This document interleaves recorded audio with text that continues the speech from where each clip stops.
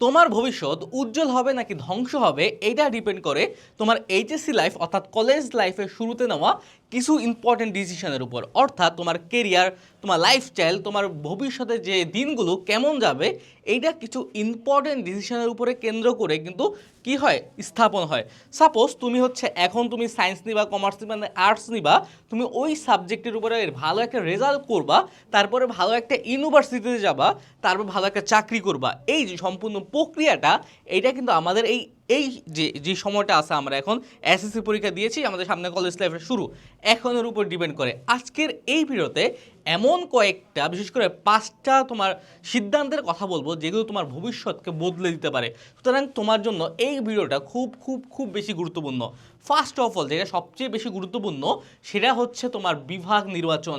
বিভাগ নির্বাচন বলতে বাংলাদেশের প্রেক্ষাপটে একটা কথা বলি, বাংলাদেশের প্রেক্ষাপটে মনে করা হয় যে সায়েন্স নিলেই অনেক কিছু হয়ে গেছে, সায়েন্স নিয়ে পড়া মানে সে কি ডাক্তার, ইঞ্জিনিয়ার, সব কিছু হয়ে গেছে। কিন্তু ভাইয়া আদত পক্ষে কি এটা সত্য? তোমার আশেপাশে যে সায়েন্স যারা নিয়েছে তারা কয়জনে পাবলিক বিশ্ববিদ্যালয়ে চান্স পাইছে, কয়জনে মেডিকেলে চান্স পাইছে, কতজন হচ্ছে প্রকৌশল বিশ্ববিদ্যালয়ে চান্স পেয়েছে, এটা কি তুমি লক্ষ্য করেছো? ম্যাক্সিমামই দেখবা দিন শেষে হচ্ছে যদি টাকা থাকে তাহলে কি প্রাইভেটে ভর্তি হয়েছে, অথবা যদি টাকা না থাকে সে বিভিন্ন ওই যে নিম্নমানের যে কলেজগুলো আছে ন্যাশনালের আন্ডারে সেখানে ভর্তি হয়েছে, জুলজি, বোটানি এইসবে। ঠিক না? এটা কিন্তু ভাই বাস্তব প্রেক্ষাপটের আলোকে বলছে।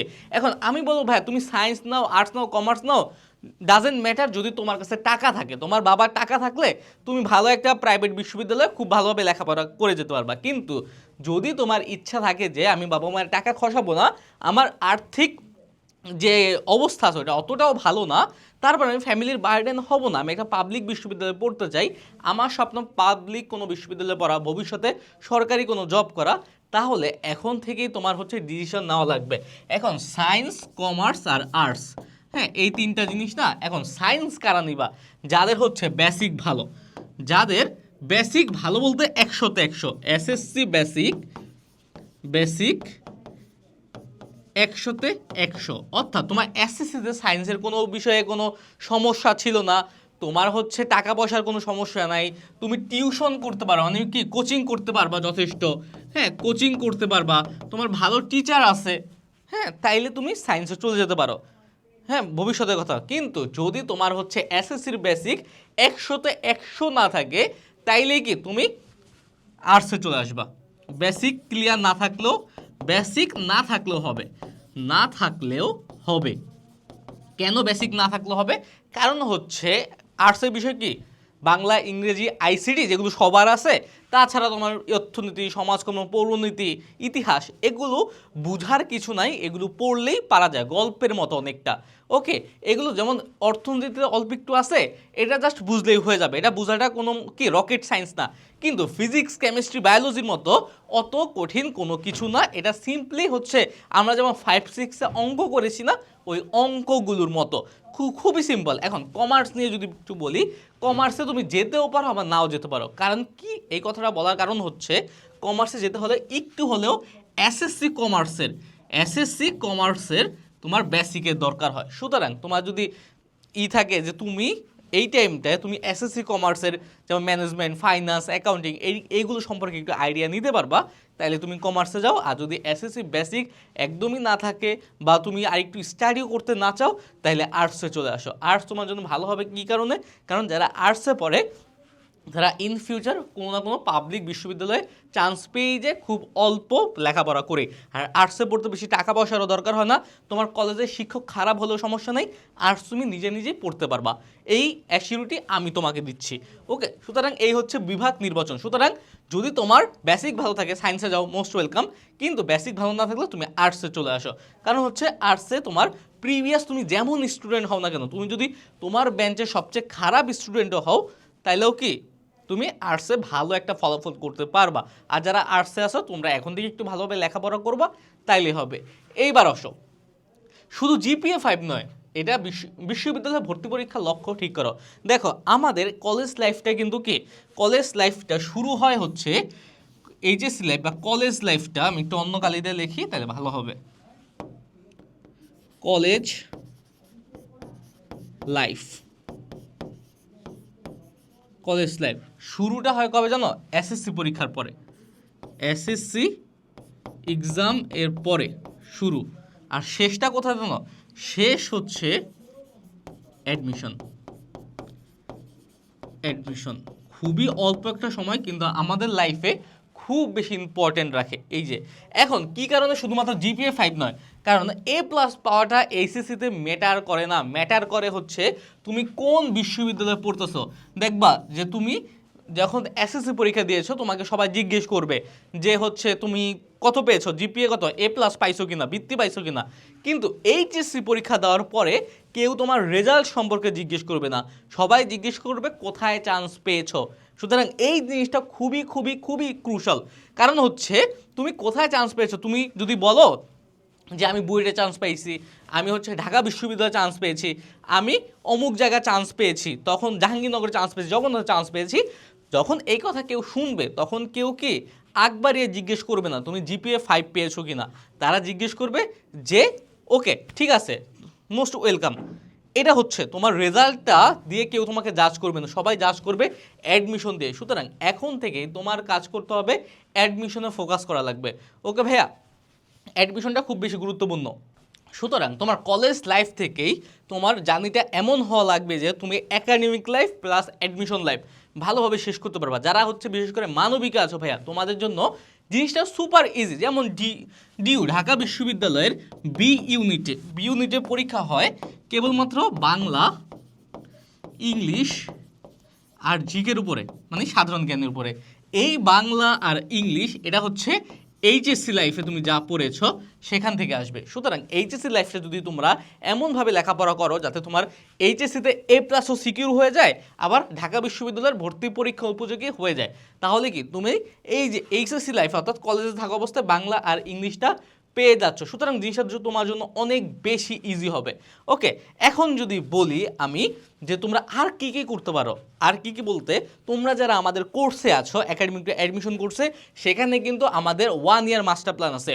1 ইয়ার মাস্টার প্ল্যানে আমরা এমনভাবে ডিজাইন করেছি যাতে 1 বছর লেখাপড়া করেই তোমার একাডেমিক ক্লাস, অ্যাডমিশন ক্লাস সব হয়ে যায়। তোমার প্রথম পত্র আর দ্বিতীয় পত্র 1 বছর হয়ে যাবে। দ্বিতীয় বর্ষে গিয়ে কী করবা? রিভিশন দিবা আর অ্যাডমিশনের প্রিপারেশন দিবা। আর যারা হচ্ছে পড়ালেখা শুরু করছো, তোমরা এখন থেকে একটু অ্যাডমিশন ক্লাসগুলো দেখবা। অ্যাডমিশন ক্লাসগুলো দেখার জন্য তোমরা সিম্পলি আমাদের কোর্সে চলে যাবা। এই যে এইচএসসি 28-এর, এটা হচ্ছে 27-এর, দুইটা কোর্সেই আমাদের অ্যাডমিশন পার্ট আছে। এই যে সিম্পলি 28-এর ব্যাচ স্টুডেন্টরা তোমরা আমাদের কোর্সে চলে যাবা। এই যে কন্টিনিউ কোর্সে যাওয়ার পরে দেখবা এখানে ফ্রি ডেমো ক্লাস সকল কিছু, এই যে রুটিন পাবা, তারপর দাগানো বই পাবা, সকল কিছু কিন্তু এখানে আছে। রিভিশন ক্লাস পাবা, ম্যাটেরিয়ালসে গিয়ে সব কিছু পাবা। এখন অ্যাডমিশন ক্লাসগুলো কোথায় পাবা? এই যে একাডেমিক প্রস্তুতি, একাডেমিক এক্সাম, একাডেমিক প্রস্তুতিতে কি কি আছে? বাংলা, ইংলিশ, আইসিটি সহ মানবিকের সকল বিষয়ের 800+ ক্লাস দেওয়া আছে। এক্সামে তুমি 120টারও বেশি এক্সাম পাবা, যেখানে 41,000-এরও বেশি এমসিকিউ দেওয়া আছে। Can you imagine 41,000 MCQ?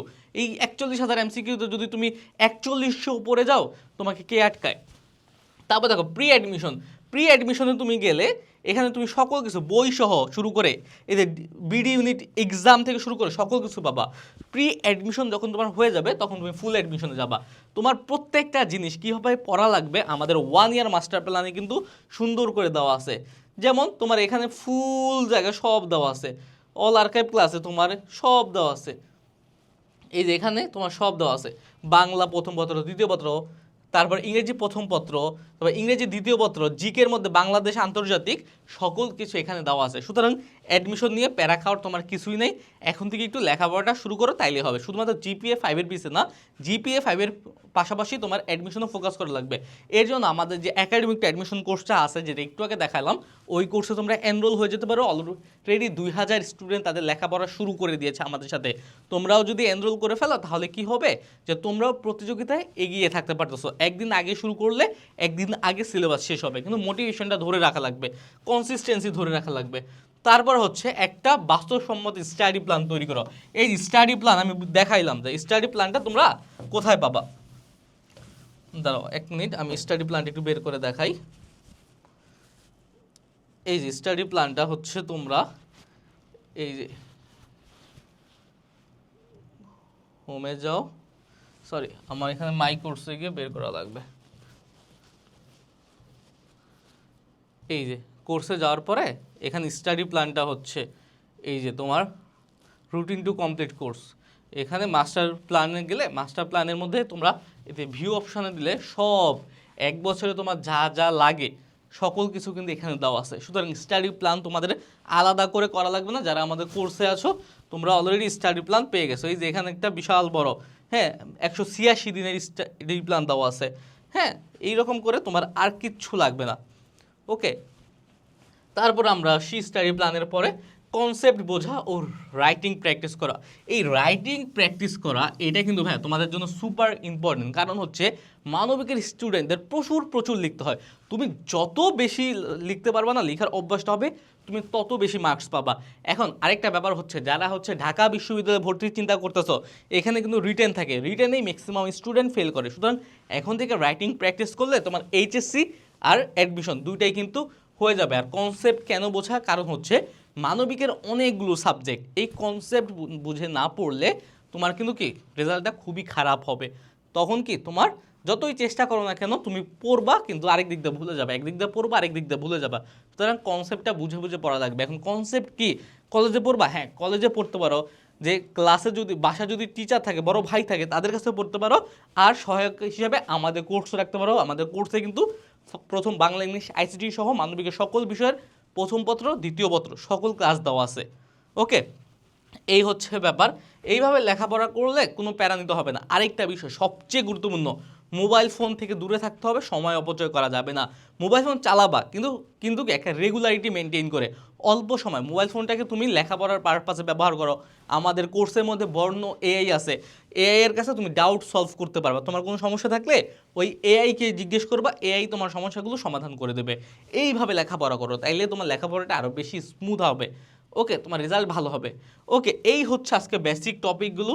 এই টপিকগুলো যদি তুমি একটু মাথায় রাখো, আশা করা যায় তোমার পরীক্ষা খুব ভালো হবে। তোমার এইচএসসি লাইফ থেকে তোমার অ্যাডমিশনের প্রিপারেশন হয়ে যাবে। আর কোনো কিছু নিয়ে তোমার প্যারা খাওয়া লাগবে না। তোমার ফিউচারটা ইনশাল্লাহ ভালো হবে। এই ডিসিশনগুলোই তোমার ফিউচারকে ডিফাইন করে দেবে, তোমার ভবিষ্যৎকে বদলে দিবে। ওকে ভাইয়া, তাহলে আজকের ভিডিওটা এই পর্যন্তই থাকলো। আবার দেখা হবে, সেই পর্যন্ত সুস্থ থাকো, ভালো থাকো। আসসালামু আলাইকুম।